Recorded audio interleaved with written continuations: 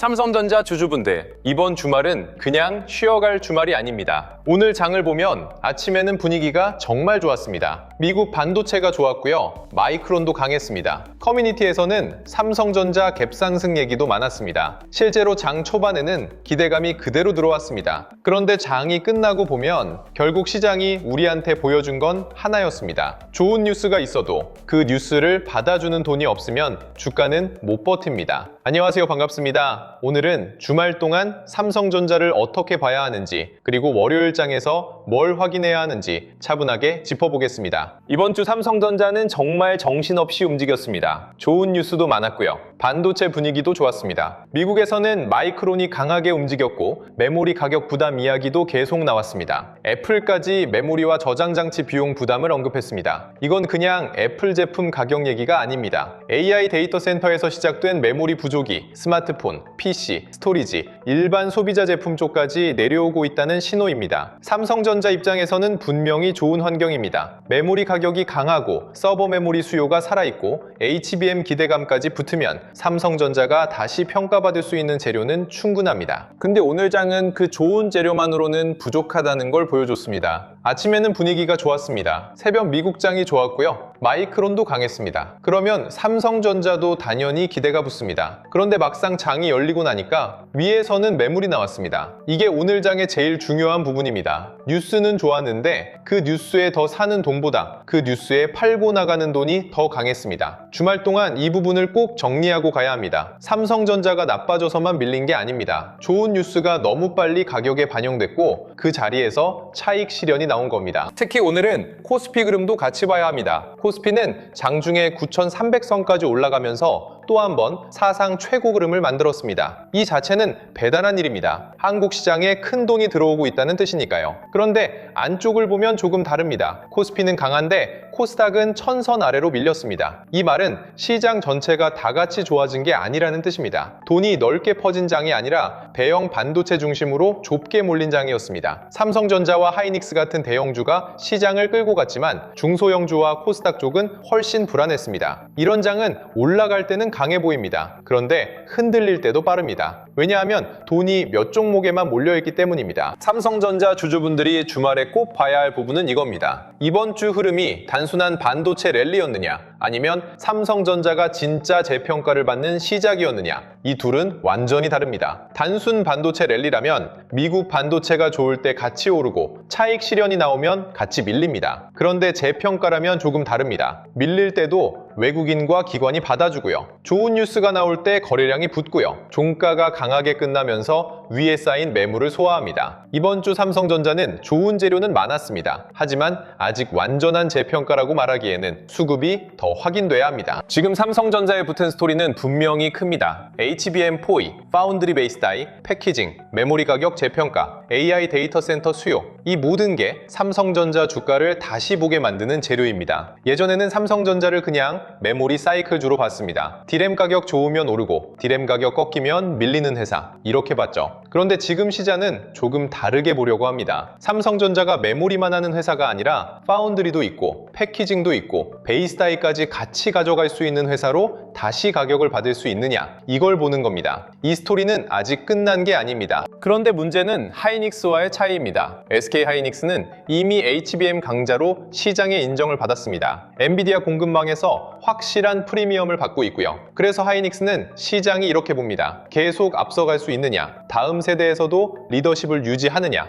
반면 삼성전자는 질문이 다릅니다. 다시 따라잡을 수 있느냐. HBM4E와 파운드리 베이스 다이, 패키징을 묶어서 다시 인정받을 수 있느냐, 이 질문입니다. 그러니까 삼성전자는 아직 기대감의 영역이 더 큽니다. 기대감이 가격을 움직일 수는 있습니다. 하지만 그 다음에는 실제 고객사 검증과 공급, 실적 반영이 나와야 합니다. 주말 동안 삼성전자를 볼 때 마이크론 뉴스도 그냥 넘기면 안 됩니다. 마이크론이 강하다는 건 미국 시장이 다시 메모리 쪽을 보고 있다는 뜻입니다. 마이크론은 삼성전자와 같은 메모리 축에 있습니다. 마이크론이 오르면 시장은 자연스럽게 묻습니다. 디램 가격이 더 가는 건가? 서버 메모리가 부족한 건가? HBM 수요가 여전히 타이트한 건가? 이 질문들이 삼성전자에도 바로 연결됩니다. 특히 애플까지 메모리 비용 부담을 말한 난 건 의미가 큽니다. 메모리 부족이 데이터 센터 안에서만 끝나는 게 아니라 소비자 제품 가격까지 영향을 주기 시작했다는 뜻이기 때문입니다. 이건 삼성전자의 좋은 배경입니다. 다만 오늘 한국장에서 확인한 건 좋은 배경이 있어도 수급이 약하면 주가는 못 버틴다는 점이었습니다. 주말 동안 또 하나 봐야 할 건 외국인입니다. 삼성전자 같은 종목은 개인들 힘만으로 오래 끌고 가기 어렵습니다. 너무 무겁습니다. 개인들이 분위기 보고 따라붙으면 장 초반에는 뜨거울 수 있습니다. 하지만 위에서 외국인과 기관이 덜어내면 가격은 버티기 어렵습니다. 이번 주에도 이 부분이 계속 중요했습니다. 외국인이 다시 삼성전자를 사는지, 기관이 눌림에서 받아주는지, 개인이 물량을 받아내는 장인지 이걸 구분해야 합니다. 개인이 받는 장은 가격을 지킬 수는 있지만 위로 뚫는 힘은 부족할 때가 많습니다. 외국인과 기관이 같이 붙어야 삼성전자가 한 단계 더 편하게 움직일 수 있습니다. 오늘처럼 아침에 갭상승이 나왔다가 밀린 장은 주말 동안 심리가 복잡해집니다. 아침에 따라간 분들은 불안합니다. 기다리던 분들은 다시 기회가 온 건가 생각합니다. 들고 계신 분들은 이게 단기 흔들림인지 아니면 고점 신호인지 헷갈립니다. 그런데 여기서 감정으로 보면 계속 흔들립니다. 주말에 봐야 할 건 하나입니다. 오늘 나온 매물이 단기 차익 실현이었는지 아니면 외국인과 기관이 본격적으로 비중을 줄이는 흐름인지 이 차이입니다. 단기 차익 실현이면 월요일에 다시 받아주는 돈이 들어올 수 있습니다. 하지만 외국인과 기관 매도가 이어지면 좋은 뉴스가 있어도 주가는 무겁습니다. 월요일에 삼성전자가 다시 살아나려면 일단 오늘 무너진 가격대를 회복해야 합니다. 특히 아침 갭상승이 실패한 날은 위에 매물대가 생깁니다. 아침에 높은 가격에서 들어온 물량이 다음 장에서는 저항으로 바뀔 수 있습니다. 그래서 월요일에 단순히 살짝 반등하는 것만으로는 부족합니다. 전날 종가 부근을 다시 회복하는지, 외국인 매도가 줄어드는지, 기관이 다시 받아주는지, 하이닉스가 반도체 분위기를 지켜주는지 이걸 같이 봐야 합니다. 가격만 반등하면 기술적 반등일 수 있습니다. 수급이 같이 들어와야 진짜 회복입니다. 코스피도 주말 동안 중요한 변수입니다. 이번 주 코스피는 굉장히 강했습니다. 9,000선을 넘었고 장중에는 9,300선까지 갔습니다. 하지만 코스닥이 약했다는 점은 계속 봐야 합니다. 코스피 대형주만 강하고 코스닥과 중소형주가 계속 약하면 시장은 좁아집니다. 좁은 장에서는 삼성전자와 하이닉스가 계속 끌고 가야 합니다. 그런데 대형 반도체가 흔들리면 지수도 같이 흔들릴 수 있습니다. 월요일에 코스피가 안정되고 코스닥도 낙폭을 줄이고 반도체 장비주와 후공정까지 같이 살아나면 오늘 흔들림은 과열 해소로 볼 수 있습니다. 반대로 코스피와 코스닥이 같이 약하면 오늘 매물 부담이 이어질 수 있습니다. 주말 동안 미국 쪽 변수도 중요합니다. 미국장은 반도체와 성장주 분위기가 여전히 핵심입니다. 엔비디아가 버티느냐, 마이크론 강세가 이어지느냐, 미국 반도체 지수가 다시 밀리지 않느냐, 이게 월요일 한국 반도체에도 영향을 줍니다. 특히 마이크론은 다음 주 실적 기대감까지 붙어 있습니다. 마이크론 실적에서 시장이 볼 건 단순 매출이 아닙니다. D램 가격이 얼마나 강한지, HBM 수요가 얼마나 타이트한지, 서버 메모리 부족이 이어지는지, 다음 분기 가이던스를 얼마나 강하게 주는지 이걸 볼 겁니다. 마이크론이 좋은 흐름을 유지하면 삼성전자에도 메모리 재평가 기대가 계속 남습니다. 반대로 마이크론이 기대를 못 맞추면 삼성전자도 단기 부담을 받을 수 있습니다. 중동과 유가도 완전히 무시하면 안 됩니다. 최근 시장은 유가와 금리에 굉장히 민감합니다. 유가가 튀면 인플레이션 걱정이 커지고요. 인플레이션 걱정이 커지면 금리 부담이 다시 생깁니다. 금리 부담이 커지면 AI 반도체처럼 미래 이익을 당겨서 가격을 받는 종목들이 흔들립니다. 삼성전자는 한국 주식이지만 가격을 움직이는 돈은 글로벌 돈입니다. 그래서 주말 동안 중동 뉴스, 유가, 미국 금리 발언, 달러 흐름까지 같이 봐야 합니다. 이게 월요일 외국인 수급에 영향을 줍니다. 환율도 월요일 장에서 중요합니다. 외국인은 삼성전자를 살 때 주가만 보는 게 아닙니다. 원화도 같이 봅니다. 주가가 올라가도 원화가 약해지면 외국인 입장에서는 수익이 줄어들 수 있습니다. 그래서 환율이 불안하면 외국인은 한국 주식을 강하게 사기 어렵습니다. 월요일에 삼성전자가 반등하려면 환율이 안정돼야 합니다. 환율이 튀는데 삼성전자가 강하게 가는 장은 오래 버티기 쉽지 않습니다. 반대로 환율이 안정되고 외국인 매수가 같이 붙으면 삼성전자 회복 흐름은 훨씬 단단해집니다. 주말 기준으로 삼성전자를 너무 부정적으로만 볼 필요는 없습니다. 재료는 살아있습니다. 메모리 가격 기대감도 살아있고요. 마이크론 강세도 의미가 있습니다. HBM4E와 파운드리 베이스 다이, 패키징 재평가 이야기도 남아있습니다. 하지만 오늘 장이 보여준 건 분명합니다. 좋은 재료만으로는 부족합니다. 좋은 재료에 외국인과 기관이 붙어줘야 합니다. 그리고 종가가 그걸 증명해야 합니다. 주말 동안 이걸 정리해야 합니다. 뉴스는 좋은데 주가가 못 버티면 시장은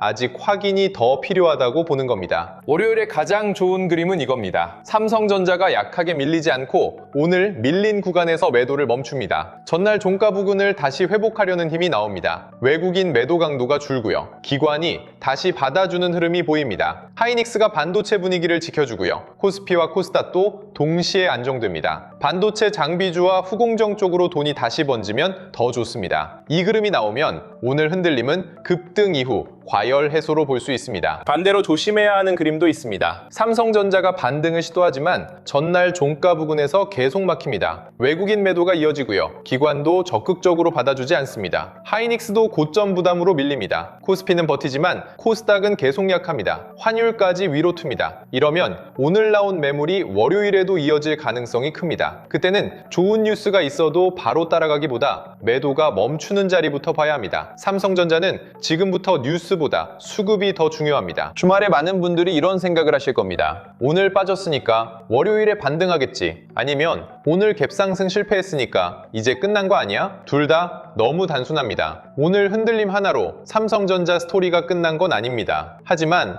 오늘 매물이 나온 것도 무시하면 안 됩니다. 주식은 좋은 회사라고 계속 오르지 않습니다. 좋은 뉴스가 있어도 가격이 먼저 올라가 있으면 쉬어갑니다. 그리고 그 쉬어가는 자리에서 누가 다시 받아주느냐가 중요합니다. 월요일은 이걸 확인하는 장입니다. 삼성전자가 다시 재평가를 받으려면 하이닉스와 다른 방식으로 시장을 설득해야 합니다. 하이닉스는 이미 HBM 강자로 프리미엄을 받고 있습니다. 삼성전자는 아직 따라잡을 수 있느냐, 파운드리와 패키징까지 묶어서 다시 가격을 받을 수 있느냐를 증명해야 합니다. 그래서 삼성전자는 단순히 반도체 분위기만 좋아서 가는 종목이 아닙니다. 고객사 검증, HBM 공급, 파운드리 베이스 다이, 패키징 역량, 실적 추정치 변화까지 같이 나와야 합니다. 이게 나오면 재평가가 이어질 수 있습니다. 안 나오면 단기 반등으로 끝날 수 있습니다. 여러분, 솔직히 이런 주말은 혼자 정리하기가 정말 어렵습니다. 새벽 미국 반도체도 봐야 하고요. 마이크론도 봐야 합니다. 하이닉스와 삼성전자 차이도 봐야 하고요. 외국인 수급도 봐야 합니다. 코스피와 코스닥 흐름도 봐야 하고요. 환율, 유가, 중동 뉴스까지 같이 봐야 합니다. 삼성전자 뉴스 하나만 보고 판단하면